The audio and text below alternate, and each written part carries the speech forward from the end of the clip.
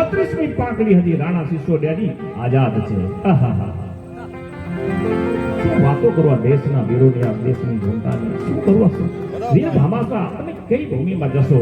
મિત્રો, આપણી જે ભારતની ભૂમિ છે, તમે ઘણા બધા સારા કાર્યો કરો ને ત્યારે ભૂમિની ધરતીની તાસીર બની જતી હોય છે.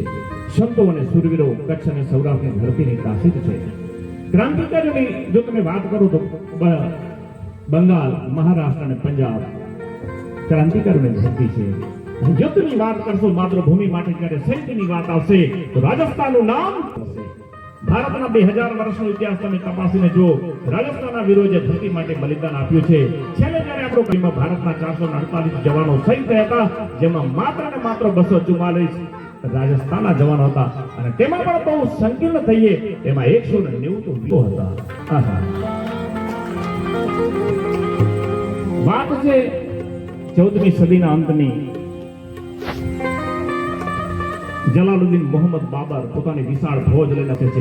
બાબર એક વિમાનસિકતા લઈને આવેલો. ક્યાં તો ભારતની ધરતી છે, આમાં ક્યાં વીર હશે? એમાં તો કાડા, કુબડા, ભોપા, હરડા, કોઈ માણસ તો હશે નહીં. શું યુદ્ધ કરવાનું હોય? તો તોપો લઈને આવ્યો હતો. જ્યારે બાબર ભારતની ધરતીમાં પ્રવેશ કરે છે ત્યારે મેવાડના રાણા સાંગાની રાજગાદી પર બેઠા હોય છે. રાણા સાંગાના નિષ્ક્રિય જોઈને રાજકવિ કહે છે, હે રાણા, જાગો, ઉઠો, મહાભારતીને લૂંટવા માટે યમન આવી રહ્યો છે. રાણા સાંગાને નિષ્ક્રિય જોઈને કવિને થોડું દુઃખ લાગે છે. રાણા સાંગા એમને જવાબ આપે છે, હે કવિરાજ, એ તો દિલ્હી જાય છે, આપણે શું ફરક પડશે? દિલ્હી પર ત્યારે ઇબ્રાહિમ લોધીનું શાસન હતું. જ્યારે કવિરાજને યાદ આવે છે કે રાણા, વાત માત્ર બાબર નથી, માત્ર બાબરના સોમાની નથી, વાત છે આ ધરતીના વીર ક્ષત્રિયો, વીર રાજપૂતોના સોમાનની. બાબર જેવી માનસિકતા લઈને આવે છે કે આ તો ભારતની ધરતી છે ને જીતવી તો સાવ સહેલી છે.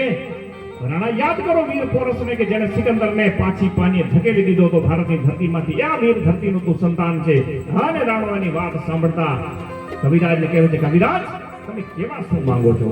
હે રાણા, હું એટલું જ કહેવા માંગુ છું કે તારે ખાલી તારા સ્વરૂપના બાબરને દર્શન કરાવવા છે.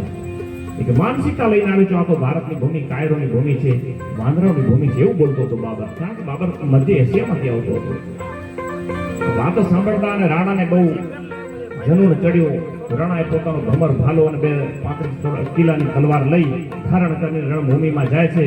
અને જોઈને બાબરના છક્કા છૂટી જાય છે.